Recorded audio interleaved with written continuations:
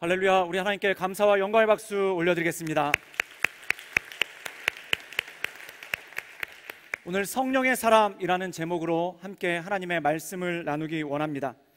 제가 대학교 1학년 때 신입생이 되어서 그 학교 교재를 사기 위해서 시내에 나갔던 적이 있습니다. 요즘에야 인터넷 서점이 많아서 거기서 할인을 받기도 하고 또 집에 앉아서 주문을 할 수도 있지만, 그 당시 20년도 더 됐으니까 그 종로서적이나 교보문고 그리고 청계천 헌책방을 돌면서 책을 구입을 했죠. 근데 그때 신입생 때니까 책을 많이 사고 싶어서 한 10만 원어치 한 20권 정도를 사가지고 그걸 낑낑거리면서 메고 집에 돌아왔던 기억이 납니다. 그런데 하루 종일 책을 사느라고 너무 피곤했던지 그 책을 갖다가 지하철 선반 위에다 올려놓고, 한국 지하철은 위에 선반이 있지 않습니까? 걷다가 선반 위에다 올려놓고 이렇게 잠이 들었어요. 그래서 한참 자다가 눈을 떴는데 저희 집이 있는 구로공단역 앞에서 차가 쓰는 것입니다. 그래서 거기서 못 내릴까봐 급하게 뛰어내렸죠.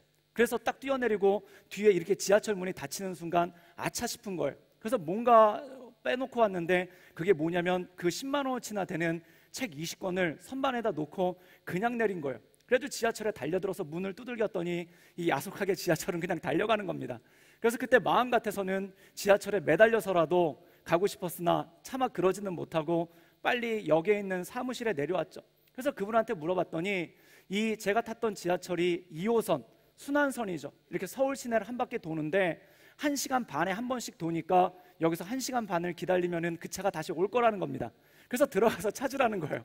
그래서 제가 그분에게 아니 1시간 반을 제가 어떻게 기다립니까? 라고 얘기를 했더니 그럼 거꾸로 타고 가서 한 40분 정도 가면은 그 차가 오는 것과 마주칠 수 있으니까 거꾸로 타고 가보라는 거예요. 그래서 그 얘기를 듣고 거꾸로 타서 갔죠.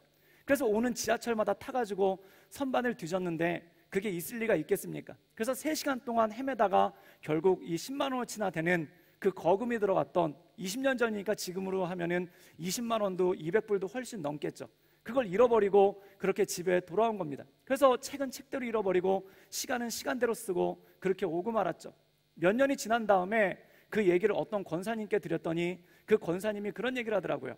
책은 아무것도 아닙니다. 내가 아는 애기 엄마가 한 명 있는데 그 애기 엄마는 유모차에다 애를 싣고 그리고 거기서 졸다가 그 애를 놓고 내려가지고 다행히 옆에 있는 아주머니 한 분이 그 애를 그 다음 정거장에서 내려줘서 간신히 찾았지 애 잃어버릴 뻔한 사람도 있다고, 그런 얘기를 하면서 책은 아무것도 아니라고 말씀을 하시는 거예요.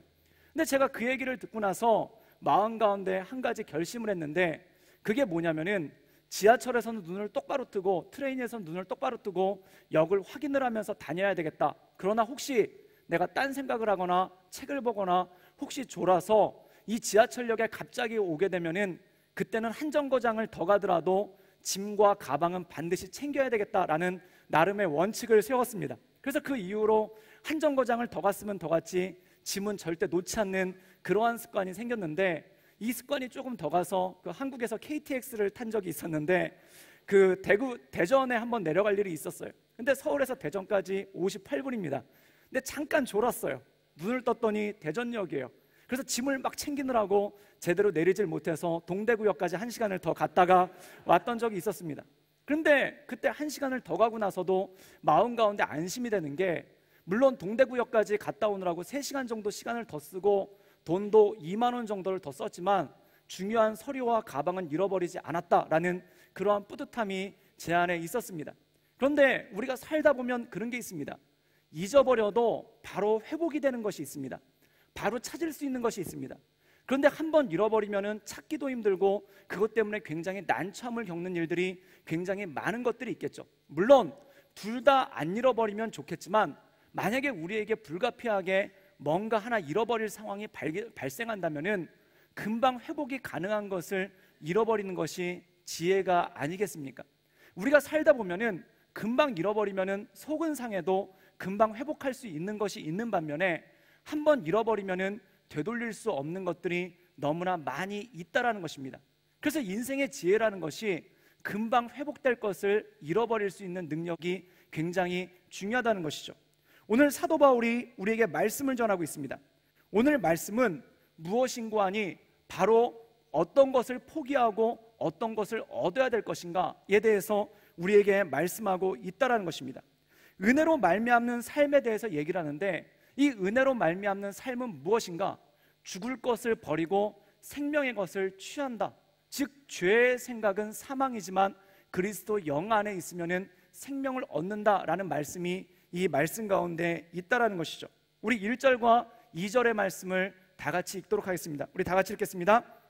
그러므로 이제 그리스도 예수 안에 있는 자에게는 결코 정죄함이 없나니 이는 그리스도 예수 안에 있는 생명의 성령의 법이 죄와 사망의 법에서 너를 해방하였음이라.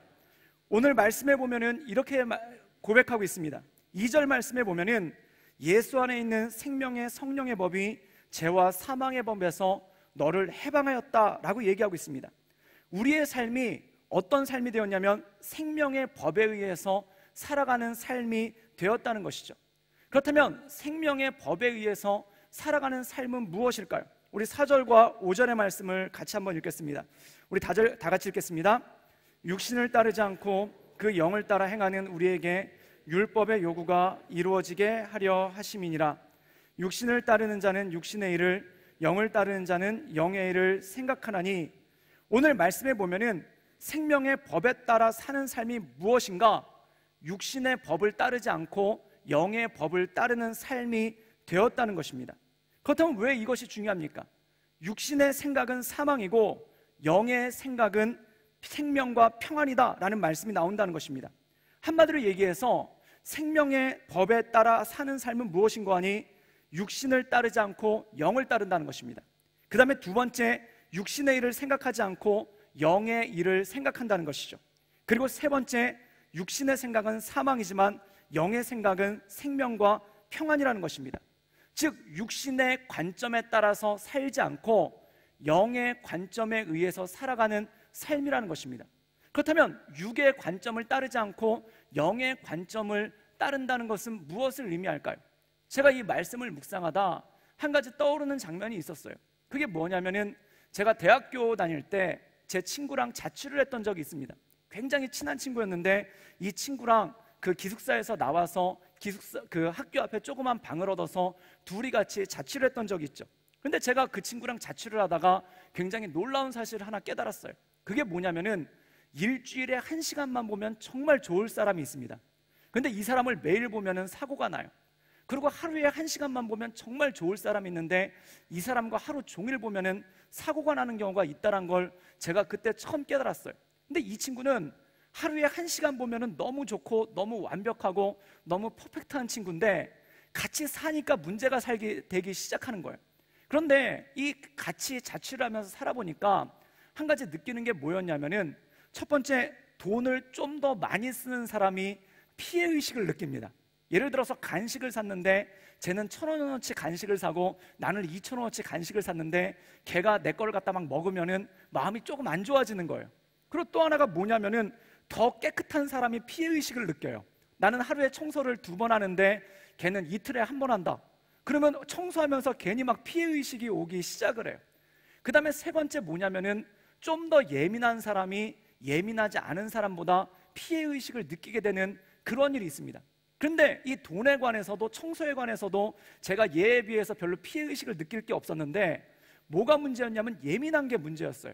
제가 뭐가 예민하냐면은 다른 거는 다 둔감한데 두피가 예민해요. 그래서 다른 건 몰라도 샴푸는 굉장히 좋은 것을 쓰는, 샴푸를 나쁜 걸 쓰면은 머리가 약간 돼지털처럼 되는 놀라운 그 변화가 생겨요. 그래서 이 샴푸는 굉장히 좋은 거를 쓰는데 이 샴푸를 갖다 놓고 쓰니까 그 화장실을 같이 쓰지 않습니까? 어느 날 보니까 이 샴푸가 급격하게 줄어들고 있는 거예요. 근데 그 친구는 그 머리가 뭐 굉장히 둔감해서 그런지 뭐 비누로 감든 뭐 빨래비누로 감든 아무거나 막 감는 그런 친구인데 얘는 샴푸를 안 사요. 근데 얘가 어느 날 제 샴푸의 맛을 안 거예요. 그래가지고 제 샴푸를 갖다 쓰는데 그 친구가 머리도 길어가지고 굉장히 많이 쓰는 겁니다. 그래서 샴푸가 진짜 제가 보기에도 하루에 눈에 띄게 급격하게 막 줄고 있는 거예요. 그런데 진정한 어려움은 무엇인가? 야, 내 샴푸 쓰지 마 라고 말하기엔 너무 치사한 거예요. 근데 진짜 사람의 마음에 어려운 게 뭐냐면 차마 말할 수 없는 것을 상대방이 계속하고 있을 때 말하자니 치사하고 안 하자니 마음이 아픈 그런 단계가 오면은 그게 갈등이 되기 시작한다는 겁니다. 차마 말은 못 하겠는데 이걸 어떻게 했으면 좋겠어요. 그래서 샴푸를 감춰놓을까도 생각을 해보고 걷다가 이렇게 눈금을 표시해볼까도 생각을 해봤는데 그러긴 너무 치사한 거예요. 그런데 그걸 놓고 나중에 얘랑 같이 살아야 될지 말아야 될지 이런 갈등까지도 오는, 친구 관계가 흔들리는 그런 관계까지 온 거예요. 그래서 우리 예수 믿는 사람이 어떻게 하겠습니까? 그래서 기도를 했죠. 그래서 기도를 간절히 해서 주님, 저 친구가 제 샴푸를 쓰지 않도록 도와주시옵소서. 성령님 임하시옵소서. 저 친구의 마음을 변화시켜 주시옵소서. 그리고 간절히 기도를 했는데 어느 날 성령님께서 이런 음성을 들려주시는 거예요. 이 친구가 너의 샴푸를 썼을 때 네가 받는 손해가 얼마냐? 그래서 제가 또 그걸 더 따져봤죠. 그랬더니 한 달에 그 친구가 제 샴푸를 썼을 때 제가 입는 피해가 3,000원이더라고요. 근데 3,000원 때문에 친구 관계를 가르는 것이 맞는가? 그거에 대해서 묵상을 해본 거예요. 근데 3,000원 때문에 친구 관계를 가른다면은 이게 얼마나 어리석은 짓입니까? 그래서 그때 결단을 했죠. 이 친구가 샴푸를 얼마들 쓰든지 그거에 개의치 않겠다라고 결단을 했어요. 그리고 대신에 그 친구가 굉장히 비싼 로션을 썼는데 대신에 그 로션을 제가 이렇게 쉐어해서 쓰는 그런 놀라운 일들을 경험했죠. 그러고 나서 관계가 굉장히 좋아졌어요. 그런데 우리가 살다 보면은 그러한 것들이 있습니다. 작은 거에 연연하면서 큰 거를 놓치게 됩니다. 어떻게 귀중한 친구를 3,000원어치 샴푸에 비교할 수 있겠습니까? 그런데 우리가 살다 보면은, 우리가 공동체를 이루다 보면, 또한 우리가 믿음의 공동체 안에 살다 보면은 정말 큰 문제 때문에 갈등이 생기고, 정말 큰 문제 때문에 마음이 어려워지고, 정말 큰 문제 때문에 힘들어지는 게 아니라는 것입니다. 정말 이 한 달에 3,000원어치도 안 되는 그러한 작은 것들 때문에 우리의 마음이 힘들어지고 어려워지고 공동체가 깨어지는 경우가 있다는 것이죠. 그러면 어떤 분들이 이렇게 얘기해요. 한 달에 3,000원이 문제가 아니라 자존심의 문제입니다. 이렇게 얘기를 합니다. 그런데 사랑하는 여러분, 자존심을 지키려다 친구의 관계를 깨겠습니까? 자존심을 지키려다 공동체의 관계를 깨겠습니까? 육의 생각은 무엇입니까? 공동체가 깨질지언정, 우리 가족과 원수가 될지언정 이것만은 굽힐 수 없다. 이게 육의 생각입니다. 여러분, 그 육의 생각으로 계속 가다 보면은 결과가 뭘까요? 갈라서는 거예요. 참담한 갈등만이 그 안에 있는 거예요. 누가 조사를 했는데 한국 사람들이 가장 많이, 특별히 한국 남성들이 가장 많이 하는 표현이 뭐냐면은 나는 한다면 하는 사람이야 라는 그 표현을 가장 많이 한다고 합니다. 연세가 더 드실수록 그 표현을 많이 쓴다는 거예요. 근데 이 표현을 언제 쓰냐면은 나 술 끊을 거야, 나 한다면 하는 사람이야, 내지 나 담배 끊을 거야, 나 한다면 하는 사람이야, 나 매일 새벽 예배 나갈 거야, 나 한다면 하는 사람이야 나 할 때 하면은 얼마나 좋겠습니까? 근데 이 나는 한다면 하는 사람이라는 말을 언제 쓰냐면은 자녀들과 의절할 때 이 말을 제일 많이 쓴다고 그래요. 그래서 자녀들이랑 싸운 다음에 넌 나가라, 앞으로 내 자식이 아니다, 앞으로 너를 보지 않겠다 라고 이렇게 해놓고 난 다음에 나중에 명절 때 돼가지고 자녀가 오잖아요. 그러면 방문을 안 열어놓고 난 한다면 하는 사람이야 이렇게 얘기를 한다는 거예요. 왜 그럴까요? 그 마음 가운데 자존심, 굽히기 싫은 자존심이 있다는 거예요. 이 굽히기 싫은 자존심이 뭐냐면 이게 바로 육의 생각이라는 것입니다. 여러분, 자존심은 지켰어요. 마음 가운데 이건 내 원칙이야 해서 그 원칙은 지켰어요. 근데 그 결과가 뭘까요? 가족이 깨어지는 거 아닙니까? 그럼 자녀들도 똑같아요. 아버지가 앞으로 내가 너를 내 자식으로 생각하지 않겠다. 그럼 거기서 일단 무릎 꿇고 잘못했습니다. 그러면 돼요. 근데 거기서 또 어떤 자녀들은 또 벌떡 일어나가지고 저도 다시는 안 올 겁니다. 그러면서 이렇게 얘기해요. 나는 한다면 하는 사람입니다. 그리고 나중에 명절 때 돼서 어머니가 전화 걸어가지고 얘야 그래도 와야 되지 않겠느냐? 그러면 그때 전화에다 대고 이렇게 얘기하는 거예요. 저는 한다면 하는 사람이라니까요. 한다면 하는 사람인 건 좋은데, 한다면 하는 건 좋은데 그게 관계를 깨는 것이고 우리의 공동체를 해치는 것이고 가정을 해치는 것이라면은 그 한다면 하는 것이 과연 내 인생 가운데 무슨 의미가 있겠습니까? 오늘 성경에서 얘기하는 것입니다. 육의 생각은 우리를 사망으로 이끈다는 것입니다. 우리가 가지고 있는 육의 생각들, 우리가 생각하는 건 육의 원칙들, 우리가 얘기하는 육의 말들, 이런 것들이 우리의 공동체를 해치고 결국은 모든 것들을 사망으로 이끌어갈 것 아니겠습니까? 많은 분들이 그런 얘기를 합니다. 기분 나빠서 안 한다고.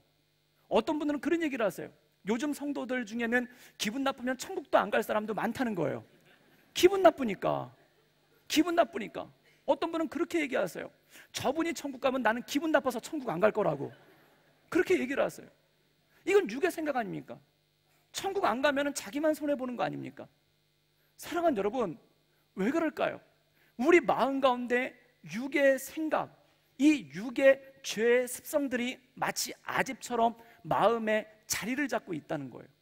그래서 내가 팔다리가 잘리고 다 없어져도 이 자존심만은 굽히지 못하겠다라는 마음이 우리 마음 가운데 아집이 되어버리고, 그 아집이 우리의 공동체, 우리의 가정, 우리의 친구 관계 모든 것들을 해쳐버리고 나갈 때가 너무나 많다라는 것이죠. 그런데 사도 바울은 얘기합니다. 영의 생각은 무엇인가? 영의 생각은 우리를 생명으로 이끌어간다는 것이죠. 그럼 이 영의 생각에 대해서 사도 바울은 어떻게 얘기하고 있는가? 바로 먹든지 마시든지 무엇을 하든지 하나님의 영광을 위해서 살라라고 말씀하고 있습니다. 지금 내 자존심이 있어요. 나는 말하면 한다면 하는 사람이야 라고 말하는 그 자존심이 내 안에 있어요. 이건 육의 생각이에요. 곰곰이 생각해 보세요. 이 육의 생각대로 쭉 가다 보면은 결과는 사망이고 결과는 파멸일 뿐이에요. 그런데 영의 생각은 무엇입니까? 지금 내가 여기서 내 뜻을 굽히지 않는 것이 하나님에게 보시기에 어떠한 것인가? 무엇이 하나님께 영광을 돌리는 것인가? 그래서 사도 바울은 생명을 따라 사는 사람의 능력에 대해서 얘기하는데, 그는 먹든지 마시든지 무엇을 하든지 하나님의 영광을 위해서 한다라고 얘기합니다. 그렇다면 우리 마음 가운데 기분이 막 안 좋아질 때, 또한 기분이 씁쓸해질 때, 또한 뭔가 우리를 분노케 하는 일들이 생겼을 때, 그때 이것을 기억한다는 것입니다. 먹든지 마시든지 무엇을 하든지 이것이 하나님께 영광이 되는가? 그 하나님께 영광이 되는 것을 살피며 나갈 때 그 끝은 무엇인가? 생명이 있고 그 안에 자유함이 있고 하나님의 능력이 우리 안에 생긴다는 것입니다. 사랑하는 여러분, 무엇을 선택하고 무엇을 판단할 때 하나님께 영광이 되는 것을 선택할 수 있기를 주님의 이름으로 축복합니다. 이것이 바로 영의 생각이라는 것이죠.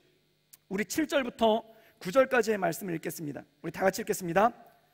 육신의 생각은 하나님과 원수가 되나니 이는 하나님의 법에 굴복하지 아니할 뿐만 아니라 할 수도 없음이라.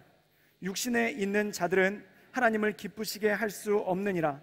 만일 너희 속에서 하나님의 영이 거하시면 너희가 육신에 있지 아니하고 영에 있나니 누구든지 그리스도의 영이 없으면 그리스도의 사람이 아니라.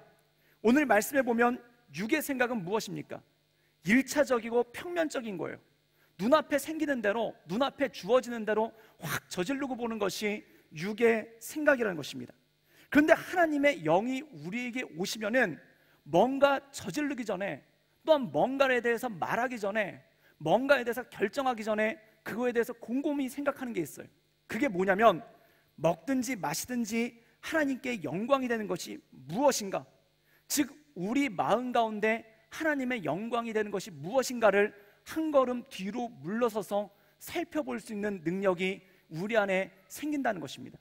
이것이 바로 성령의 사람의 특징이라는 것이죠. 사랑하는 여러분, 육으로 생각할 때는 자존심이 상해요. 육으로 생각할 때는 이거를 내가 하면은 자존심이 상하는가 자존심이 상하지 않는가 이걸 생각해요. 또한 육으로 생각하면은 이걸 하면은 내가 있어 보이는가 없어 보이는가 그거를 먼저 생각을 해요. 또한 육의 생각으로 가면은 이걸 했을 때 내 기분이 나쁜가 나쁘지 않은가 이것에 대해서 먼저 생각을 하게 됩니다. 그런데 영으로 생각하면은 무엇이 하나님께 영광을 돌리는가 이것을 깨달아 알 수가 있다라는 것이죠. 작년에 저희 둘째 아이를 낳았습니다. 임신은 베트남에서 됐는데 그 베트남에서 저희 아내가 노산이고 또한 그 약간 의료시설이 많이 부족해가지고 한국에 가서 낳았죠. 그래서 낳기 한 달 전에 한국에 가서 거기서 이제 제왕절개를 해가지고 아기를 낳은 거예요. 그리고 이제 저희 아내가 한 달 동안 몸조리를 하다가 그 다음에 이 아이를 데리고 베트남으로 와야 되는데 혼자 못 오지 않습니까? 그래서 제가 이제 데리러 한국을 들어갔던 적이 있어요. 그래가지고 저희 아내를 데리러 갔는데 깜짝 놀랐어요. 왜 놀랬냐면은 저희 아내가 애기 짐을 갖다가 큰 박스로 6개나 싼 거예요. 제가 그걸 보고 기가 막히더라고요. 키로를 재보니까 100kg가 넘어요. 근데 저희 아내는 아기를 혼자 들고 있어야 되니까 그 100kg가 넘는 6개의 박스를 제가 이구지구 밀고 끌고 그러고 공항을 온 거예요. 근데 제가 이 많은 짐에 대한 그 안 좋은 기억이 있어요. 그게 뭐냐면 제가 처음에 베트남에서 사역했었을 때 한번 그 서울에 볼 일이 있어가지고 들어왔는데 그때 저희 어머님과 장모님이 그 한국 음식을 갖다가 엄청나게 많이 싸주신 거예요. 그래서 사과, 배, 과일, 그 다음에 김치, 그 다음에 또 어떤 권사님이 그 굴비 10마리를 갖다가 이렇게 해가지고 그걸 엮어가지고 싸주신 거예요. 그래가지고 그 1인당 실을 수 있는 그 키로수 제한이 있지 않습니까? 그때 또 처음 왔다 갔다 하고 그 교회에 있는 지체들이 한 30명 정도가 다 배웅을 나왔는데 문제는 뭐냐면 짐 붙이는데 짐이 다 걸린 거예요. 그래가지고 제가 기가 막힌 걸 봤습니다. 진짜 굴비 10마리가 이렇게 그 엑스레이를 갖다 통과해서 가는 모습이 얼마나 상징적이든지 그거 딱 통과돼 이거 안 됩니다. 그래서 제가 그때 신사복을 입고 30명 정도 되는 성도들의 배웅을 받으면서 가는데 이거 안 됩니다. 그래서 굴비 10마리 꺼내가지고 한 마리씩 나눠드리고 또 사과 안 됩니다. 그래서 사과 꺼내서 또 하나씩 나눠 굉장히 모양 빠지더라고요. 그 인천공항에서 양복 입고 쭈그리고 앉아서 이렇게 굴비 꺼내고 이게 그래서 제가 그 이후로 짐 많이 가지고 다니는 거에 대해서는 아주 질색팔색을 하는 그런 일이 생겼는데 근데 저희 아내가 박스를 6개나 막 그 해가지고 만든 거예요. 그래서 제가 그걸 이구지구 밀고 끌고 해가지고 간신히 타가지고 그 호치민에 있는 탄손역 공항에 도착을 했죠. 근데 거기가 공항이 조그매요. 그 다음에 이 짐이 돌아가는 칸이 있는데 그 짐이 돌아가는 칸이 너무 좁아가지고 거기 사람들이 덕지덕지 매달려가지고 짐을 간신히 끊어낼 수 있는 그런 구조입니다. 그래서 거기 사람들이 몰리니까 저희 아내더러는 아기를 돌보라고 이제 생후 1달밖에 안 된 아기니까 그 아기를 돌보라고 한쪽에다 세워놓고 제가 그 트롤리에다가 제 가방을 놓고 가서 그 짐을 꺼내러 갔죠. 그런데 그 트롤리를 갖다 한쪽에다 세워놓고 이렇게 벨트에서 오는 짐을 하나씩 꺼내는데 갑자기 첫 번째 짐이 와가지고 그걸 이렇게 꺼내가지고 딱 봤는데 분명히 트롤리를 놓다 놨는데 그 트롤리가 없어진 거예요. 근데 문제는 뭐냐면 그 트롤리에다가 제가 여행 때만 해외 나갈 때만 메고 다니는 배낭을 갖다가 그 위에다가 올려놨는데 거기 제 여권과 저희 아이 여권이 있었고 그 다음에 제가 해외 나갈 때 돈을 쓰기 위해서 US 달러랑 그 다음에 일본 엔화랑 그 다음에 호주 달러까지 해가지고 한 500달러 정도의 현금이 있었어요. 그리고 굉장히 중요한 서류랑 그리고 제가 계속 쓰는 노트북이 거기 있었는데 그 가방이 통째로 다 없어진 거예요. 그때 제가 처음으로 그 공항에서 제가 참 체면도 있고 염치도 있고 이렇게 어디 가서 불손하게 하는 사람이 아닌데 그때 너무 놀래가지고 비명을 질렀습니다. 그래서 유일하게 하는 영어 헬프미를 외쳤죠. 그랬더니 거기 공항 직원들이랑 항공사 직원들이 달려온 거예요. 무슨 일입니까? 그랬더니 제 이 트롤리에 담겨졌던 배낭이 없어졌습니다. 트롤리째로 없어졌습니다. 그러니까 공항 직원들이 찾는데 나중에 CCTV를 봤더니 그 지역이 CCTV가 없는 지역이라 가지고 누가 가져갔는지를 모른다는 거예요. 그래가지고 어떡합니까? 그래가지고 1시간 동안을 그걸 찾으려고 뛰어다니고 저희 아내는 애를 안고 한쪽에 서 있었죠. 근데 순간 저희 아내를 보니까 말 한마디가 이 목까지 치밀어 오르는 거예요. 그 말이 뭐냐면 당신이 짐을 너무 많이 챙겨서 내가 가방을 잃어버렸잖아. 이 말이 하고 싶은 생각이 여기까지 막 오는 거예요. 그러게 내가 짐 좀 그만 좀 챙기랬지. 이 얘기가 오고 싶은 거예요. 사실 그 배낭 잃어버린 거랑 우리 아내랑 그렇게 크게 상관이 없어요. 그런데 왜 그 말을 하고 싶으냐면 누군지를 원망하고 싶은 거예요. 지금 이 답답한 상황, 이 풀리지 않는 상황, 그 다음에 이 깝깝한 현실에 대해서 누군가를 원망을 해야지만 뭔가 속이 시원해질 것 같은 그런 느낌이 드는 거예요. 그때 우리 아내가 보이니까 그 소리가 여기까지 왔는데 이걸 간신히 눌렀죠. 그리고 우리 집에 갑시다. 그래서 택시를 잡아서 집에 왔어요. 집에 왔는데 참 그 해외 사시는 분들에게 여권을 잃어버렸다는 것은 얼마나 불편하고 어렵고 힘든 일입니까? 그래가지고 집에 와가지고 생각이 많은데 새벽에 그래가지고 잠이 들었는데 새벽에 전화가 왔어요. 그래서 전화를 받아봤더니 공항에서 연락이 왔는데 그 가방을 찾았다는 거예요. 아침에 찾으러 오라는 거예요. 그래서 날이 밝자마자 택시를 타고 공항을 갔죠. 그래가지고 공항을 갔더니 진짜 제 가방이 그대로 있는 거예요. 어디서 찾았냐고 물어봤더니 화장실에서 찾았대요. 그래가지고 그 안을 갖다 열어봤더니 감사하게 여권 그대로 있고, 그 다음에 노트북 그대로 있고, 서류가 다 그대로 있는 거예요. 그리고 지갑을 열어봤더니 US 달러, 일본 엔화, 호주 달러 다 그대로 있는데 뭐만 없어졌냐면은 베트남 돈이 그 50만 동이라고 그래가지고 25불 정도 되는 돈인데 그 돈만 없어진 거예요. 그래서 제가 이건 수수료구나 이렇게 생각을 하고 그리고 지고 왔습니다. 그런데 어젯밤에 그 황당했던, 그 끔찍했던, 그 놀라웠던 일이 수습되는데 걸린 시간이 얼마였냐면 12시간 만에 그 일이 다 종료가 된 거예요. 그런데 제가 그때 택시를 타고 돌아오면서 이런 생각을 한 거예요. 만약에 이게 12시간 만에 해결이 될 일이었는데, 만약에 그날 저녁에 우리 아내에게 당신 때문에 내가 가방을 잃어버렸잖아 라고 원망의 얘기를 했다면 이 얘기는 우리 아내의 마음에서 몇 년을 갈까? 그 생각이 드니까 소름이 쫙 끼치는 거예요. 만약에 우리 아내에게 그 원망하고 막 소리를 지르고 이상한 얘기를 했다면은 이거는 몇 년이 갈까? 여러분 생각해 보십시오. 진짜 여권을 잃어버렸어도 그거 다시 되찾는데 한 달이면 됩니다. 영사관 가서 다시 만들고 어떻게 하면은 좀 불편하고 어렵긴 하지만 한 달이면 회복되고 두 달이면 회복돼요. 돈 500불 잃어버린 거, 노트북 잃어버린 거 당장은 불편하고 어렵지만 어떻게 하면은 그거 회복되는데 몇 달 안 걸려요. 그런데 만약 우리 아내에게 참담한 말을 했다면 그것을 회복하는 데는 얼마나 걸렸을까요? 사랑하는 여러분, 우리 인생 가운데 영으로 생각한다는 것은 무엇이겠습니까? 육으로 생각하지 않고 영으로 생각한다는 것은 무엇이겠습니까? 과연 잃어버려도 괜찮은 것이 무엇인지, 절대 잃어버려서는 안 되는 것이 무엇인지를 구별할 줄 안다라는 것입니다. 여러분, 육에 속한 사람은, 육으로 생각하는 사람은 마음에 땡기는 대로 얘기해요. 마음에 생각나는 대로 얘기해요. 홧김에 얘기하고, 욱해서 얘기하고, 성질나서 얘기하고, 분노해서 얘기해요. 그런데 홧김에 얘기한 게 얼마나 갈까요? 홧김에 얘기한 게 얼마나 남아있을까요?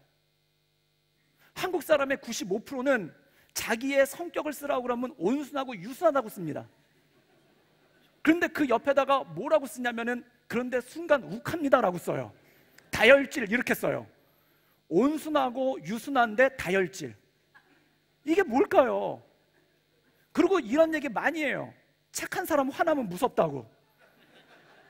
성경에는 사랑은 언제나 오래 참고인데 오래 벼르고 있었단 얘기예요. 착하고 유순하게 웃으면서 벼르고 있다가 홧김에 한번 터져버린 거예요. 그러면 뒷감당이 안 되는 거잖아요. 사랑하는 여러분, 영에 속한 사람으로 산다는 것은 무엇입니까? 전에는 홧김에 그랬어요. 전에는 화가 나서 그랬어요. 전에는 분노해서 그랬어요. 전에는 욱해서 그랬어요. 그거를 제어해 나가는 것이 영에 속한 사람이라는 것입니다. 사랑하는 여러분, 많은 분들이 그래요. 나는 다혈질이라서 욱한다고. 다혈질이라서 욱하는 게 아니라 상처가 있기 때문에 욱하는 겁니다. 욱하는 것은 절대 성품이 아니에요. 어떤 분은 이렇게 얘기를 해요. 내가 앞에서는 이러지 뒤끝은 없다고. 당연히 뒤끝이 없죠. 앞끝이 있었는데, 앞에서 할 소리 안 할 소리 다 했는데 뒤에서 남는 거에 후회와 자책밖에 더 있겠습니까? 그러니까 뒤끝이 없죠. 그런데 중요한 건 이겁니다. 누군가의 마음에는 상처가 남는다는 거예요. 롱펠로의 시 중에 이런 시가 있습니다.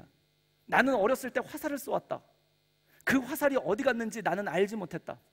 나이가 든 다음에 나는 숲을 거닐다 그 화살이 한 나무에 박혀 있는 것을 보았다. 나는 노래를 불렀다. 나는 그 노래를 잊어버렸다. 그러나 나이가 든 후에 내 친구의 가슴 속에 그 노래가 남아있는 것을 알았다.